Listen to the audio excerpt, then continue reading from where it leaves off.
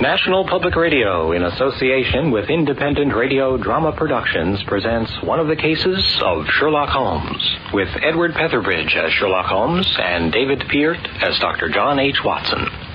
This is A Study in Scarlet. I have my eye on a suite of rooms in Baker Street. You don't mind the smell of strong tobacco, I hope? It's just a little too scientific for my tastes. Ah, you've been in Afghanistan, I perceive. But what on earth does he do? Verging on the cold-blooded, I would say. Pay the penalty of their crimes. Ah, Mr. Holmes. It is indeed...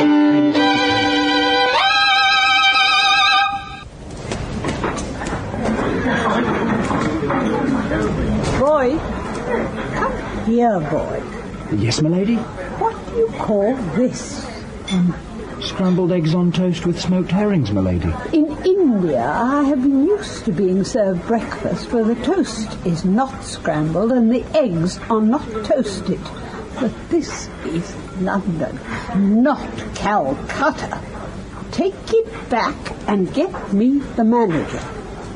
London. That great cesspool into which all the loungers and idlers of the empire are irresistibly drained. Boy, I asked for thick-cut Oxford marmalade. You can tell by the colour.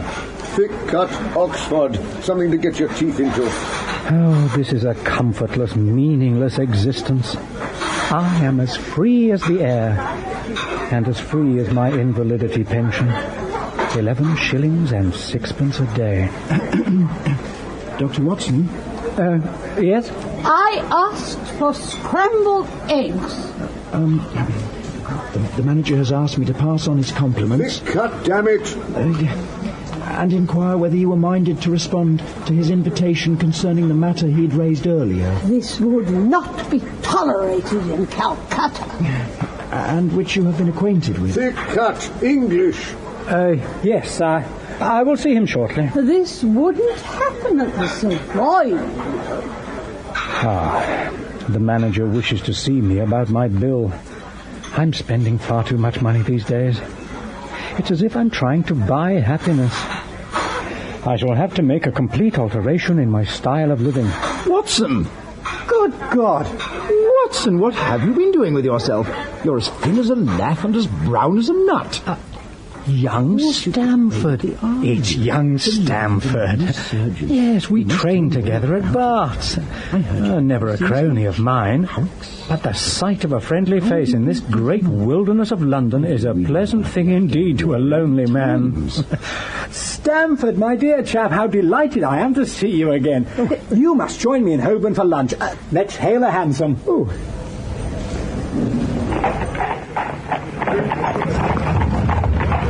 A shattered shoulder, grazed subclavian artery, enteric fever, 9 months sick leave, and health irretrievably ruined.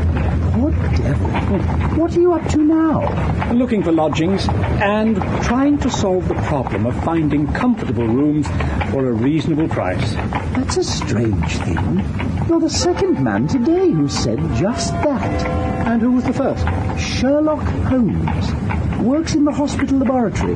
Says he's looking for somebody to share some nice rooms he's found. Well, I'm the very man. I would much prefer having a partner to being alone. But you don't know him.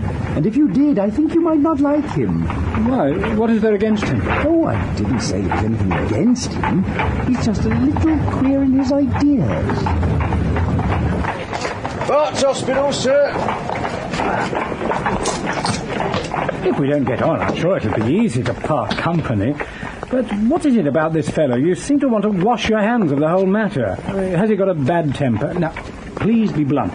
I'm sorry, but it's rather difficult to express the inexpressible. He's just a little too scientific for my tastes. Verging on the cold-blooded, I would say. What on earth do you mean? Well, I could imagine him giving a friend a little pinch of the latest vegetable alkaloid. Not out of malice or anything like that. No, he'd do it in the spirit of scientific inquiry, to get an accurate idea of the effect. Good Lord. In here. I see the light's still on. Looks like we'll catch him at his work. No, to do him justice, I rather think he would take it himself. He has this passion for definite and exact knowledge. Oh, very right, too. Yes, but it may be pushed to excess.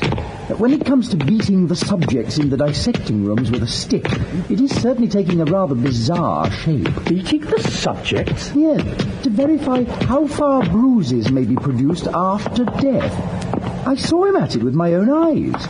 Well, here we are. You must form your own impressions.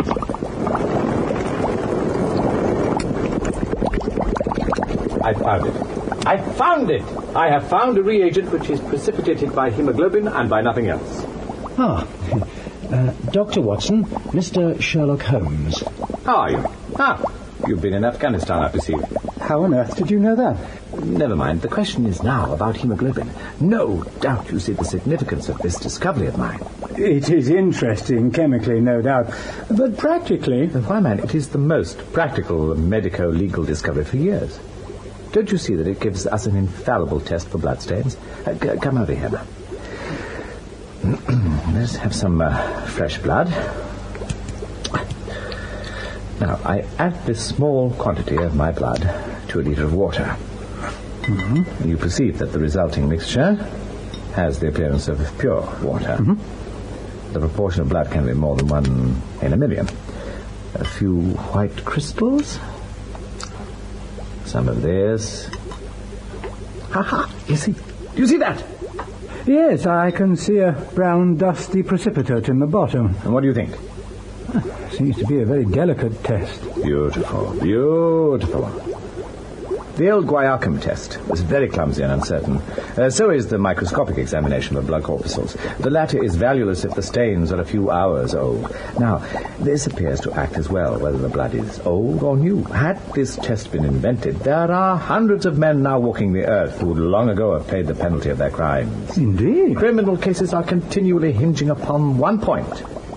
A man is suspected of a crime months, perhaps, after it has been committed. His linen or clothes are examined and brownish stains discovered upon them. Are they blood stains, rust stains, fruit stains, or what are they? That is a question which has puzzled many an expert. And why? Because there was no reliable test. Now we have the Sherlock Holmes test. And there will be no longer any difficulty. You are to be congratulated. There was the case of von Bischoff at Frankfurt last year. He would most certainly have been guillotined had this test been in existence. Then there was Mason of Bradford and the notorious Muller and Lefebvre of Montpellier and Samson of New Orleans. I could name a score of cases in which it would have been decisive. You seem to be a walking calendar of crime. You might start a paper on those lines. Call it Police News of the Past. Very interesting it might be, too. We came here on business. My friend here wants to take diggings. And as you were complaining that you could get no one to go halves with you, I thought I'd better bring you together. The capital. I have my eye on a suite of rooms in Baker Street. You don't mind the smell of strong tobacco, I hope? I always smoke ships myself. I generally have chemicals about and occasionally do experiments. Would that annoy you? By no means. I get down in the dumps at times, don't open my mouth for days on end. I'm not sulking. Just leave me alone and I'll soon be right. So, what have you got to confess? I don't like rows. My nerves, you see. And I get up at all sorts of ungodly hours. I'm extremely lazy. Well, there are many more vices, but these are my principal ones. Would violin playing amount to a row, in your opinion? It depends on the player. A well-played violin is a treat for the gods. A badly played one... Oh, well, that's settled. Come for me at noon tomorrow, and we'll go and see the rooms together. All right. Noon exactly.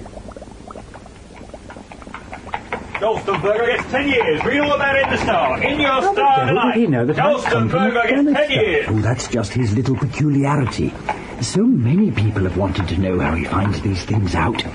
You'll find him a knotty problem, though. I'll wager he learns more about you than you about him.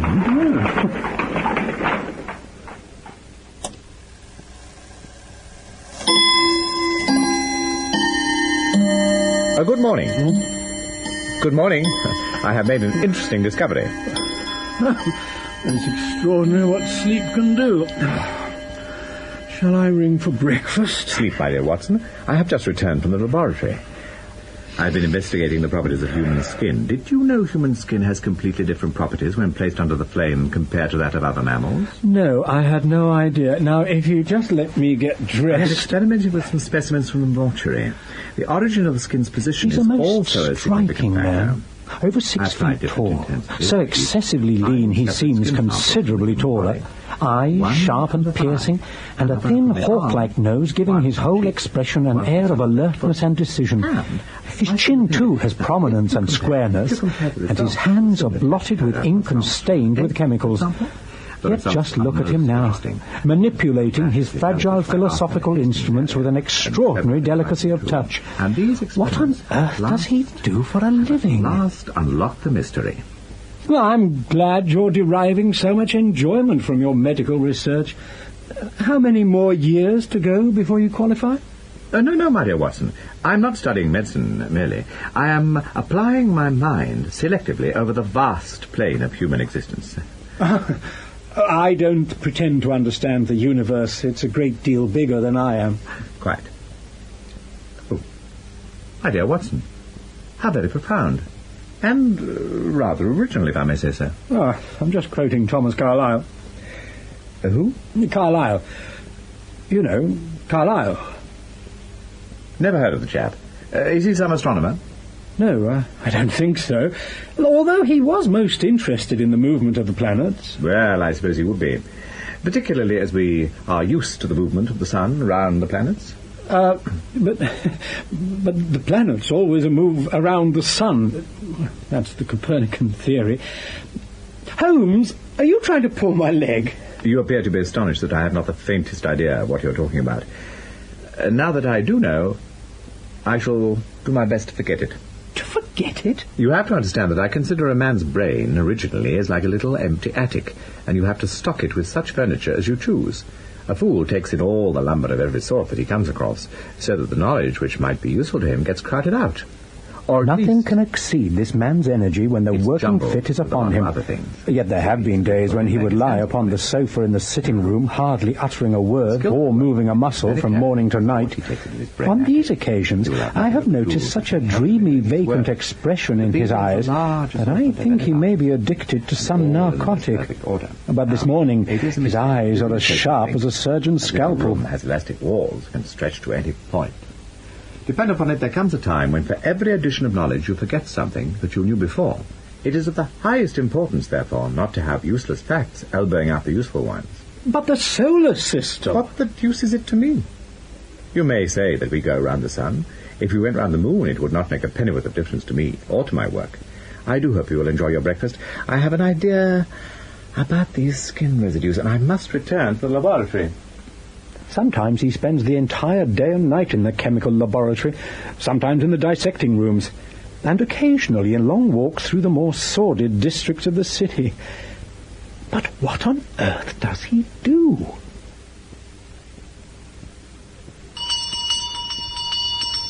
Good afternoon. I've come to see Mr. Holmes. Yes, of course. Please, come in. Good morning. I would like to see Mr. Holmes, if you please. Oh, yes. Please, follow me. Thank you so much. My dear Watson, I do apologize, but I wonder if you'd mind if I used the sitting room yet again. You see, I have to use this room as a place of business, and these are my clients. I have had a strange dream. That Holmes was applying for a post in some important institution. I was in the dream playing the role of some sort of official who had to suggest an appropriate position for him.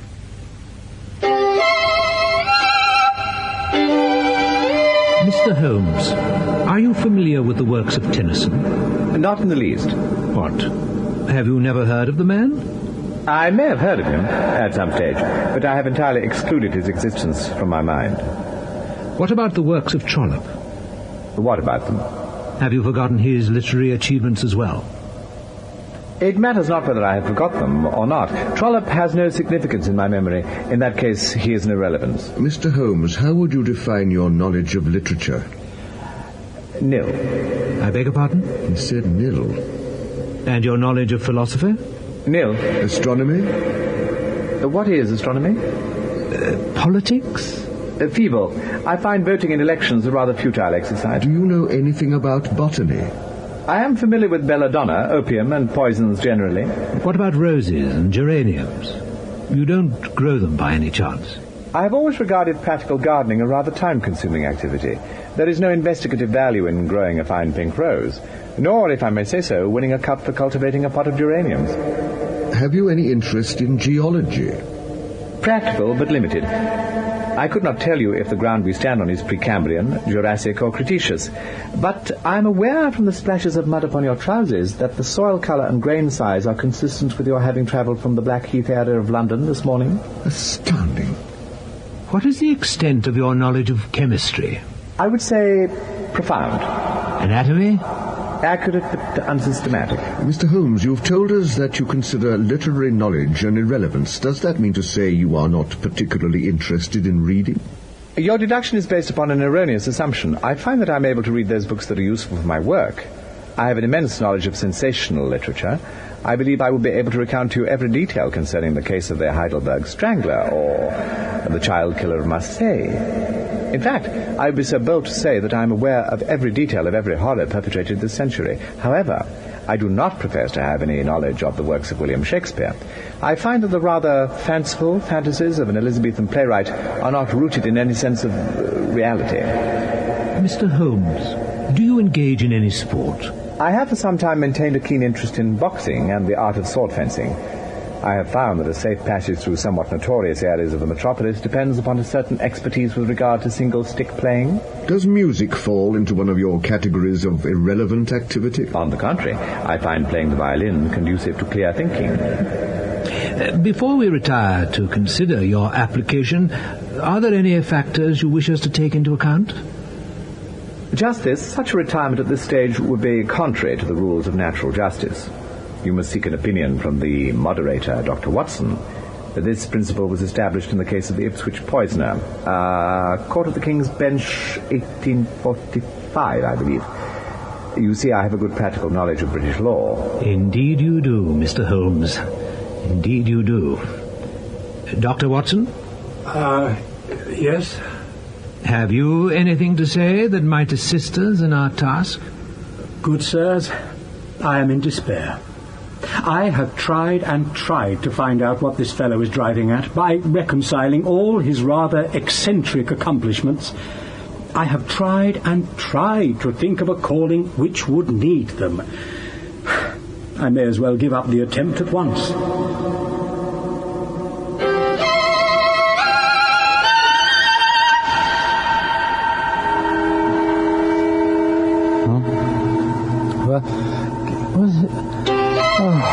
Oh, God. Oh. My dear Watson, I've woken you up. I'm most sorry. Oh, no, not at all. May I compensate you with some Mendelssohn Lieder?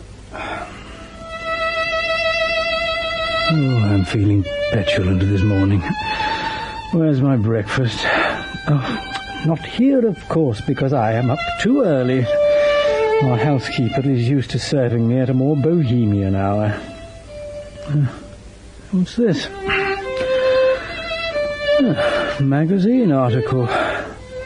The Book of Life? A somewhat ambitious title. Good God. What a load of exaggerated nonsense and far-fetched deductions. And this ridiculous writer says you only have to observe a twitch of a muscle, a glance of an eye, to fathom a man's most innermost thoughts. By a man's fingernails, by his coat sleeve, by his boot, by the trouser knees, by the callosities of his forefinger and thumb, by his expression, by his shirt cuff, by each of these things a man's calling is plainly revealed. That all united should fail to enlighten the competent inquirer in any case is almost inconceivable. What ineffable twaddle! I've never read so much rubbish in my life. What is it? Why, this ridiculous article. I see that you've read it since you've marked it. I don't deny it's smartly written, but it irritates me. It's clearly the theory of some armchair lounger who evolves all these neat little paradoxes in the seclusion of his own study. It's simply not practical. I should like to see him clapped down in a third-class carriage on the Underground and asked to give the trades of all his fellow travellers. I would lay 1,000 to 1 against him. You would lose your money.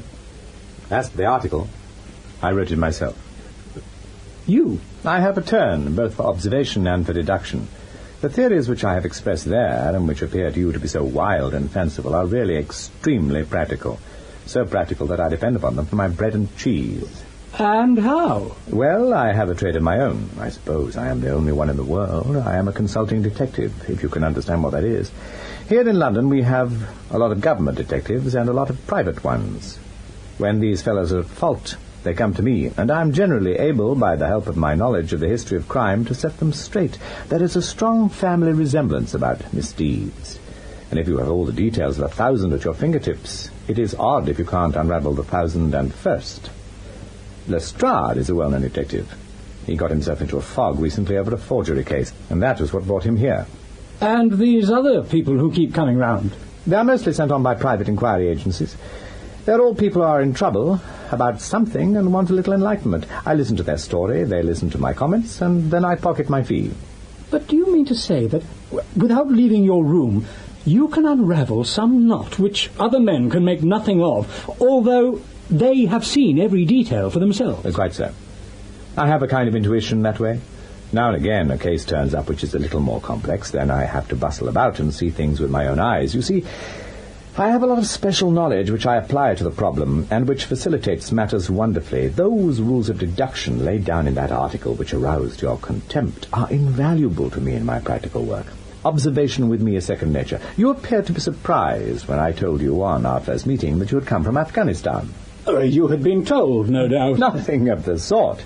I knew you came from Afghanistan. From long habit, the train of thoughts ran so swiftly through my mind that I arrived at the conclusions without being conscious of the intermediate steps. There were such steps, however. The train of reason ran in this way. Here is a gentleman of a medical type, but with the air of a military man. Clearly an army doctor, then. He has just come from the tropics, for his face is dark, and that is not the natural tint of his skin, for his wrists are fair.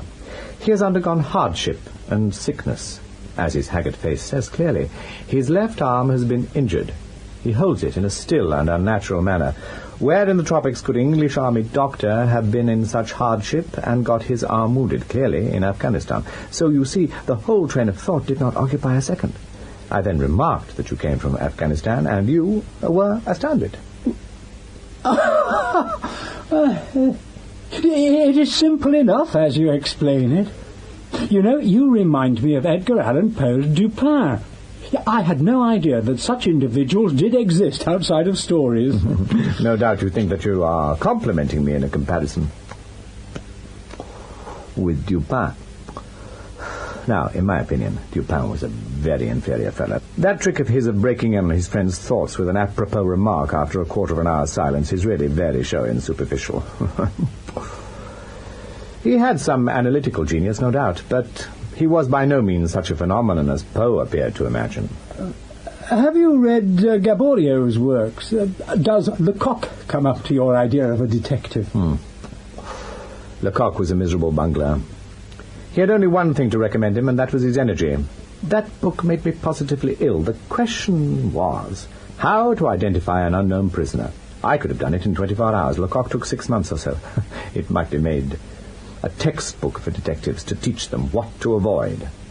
This fellow may be very clever, but he's certainly very conceited. There are no crimes and no criminals in these days. What is the use of having brains in our profession? I know well that I have it in me to make my name famous. No man lives or has ever lived who has brought the same amount of study and natural talent to the detection of crime which I have done. And what is the result? There is no crime to detect, or at most some bungling villainy with the motives. I wonder what that man out there in the street's looking for. Yeah, he's plainly dressed and seems to be carrying a letter. Ah, you mean that retired sergeant of Marines? Brag and bounce, the impudence and conceit. He knows I can't verify this outrageous guess. Ah, look, he's coming across the road, and I imagine will be visiting us in a second. I'll get it. Good morning. Good morning. I've come for Mr. Sherlock Holmes. This letter. Thank you. I hope you don't mind me asking, what your trade may be. Commissionaire, sir. Uniform away for repairs. And you were? A sergeant, sir. Royal Marine Light Infantry, sir. No answer, Mr. Holmes? No, my good man. Right you are, sir. How in the world did you deduce that? Deduce what? Why, that he was a retired sergeant of Marines. I have no time for trifles. Excuse my rudeness. You broke the thread of my thoughts. But perhaps it's just as well. So you actually were not able to see that the man was a sergeant of Marines? No, indeed. It was easier to know it than to explain why I know it. If you were asked to prove that 2 and 2 made 4, you might find some difficulty, and yet you are quite sure of the fact. Even across the street I could see the great blue anchor tattooed on the back of the fellow's hand. That smacked of the sea. He had a military carriage, however, and regulation side whiskers. There we have the Marine. He was a man with some amount of self-importance and a certain air of command. You must have observed the way in which he held his head and swung his cane. I must open the letter he brought. A steady, respectable, middle-aged man, too, on the face of him. All facts which led me to believe that he had been a sergeant. Wonderful. Commonplace. I said just now that there were no criminals. It appears that I am wrong. Look at this. My dear Mrs. Sherlock Holmes, there's been a bad business during the night at 3 Lauriston Gardens off the Brixton Road. Our man on the beach saw a light in there about 2 o'clock in the morning, and as the house was an empty one, suspected that something was amiss. He found the door open, and in the front room, which is bare of furniture, discovered the body of a gentleman, well dressed and having cards in his pocket bearing the name of Enoch J. Drebber, Cleveland, Ohio, USA. There had been no robbery, nor is there any evidence as to how the man met his death. There are marks of blood in the room, but there is no wound upon his person. We are at a loss as to how he came into the empty house. Indeed, the whole affair is a puzzler. If you can come round to the house any time before 12, you will find me there. I've left everything in statu quo until I hear from you. Edward Petherbridge was Sherlock Holmes, with David Peart as Dr. John H. Watson. The story was adapted for radio by Tim Crook, with violin music performed by Robert Gibbs and Michiku Ueno. I'm Steve Zakar. Support for this program is provided by National Public Radio member stations and the NPR Arts and Performance Fund. This is NPR, National Public Radio.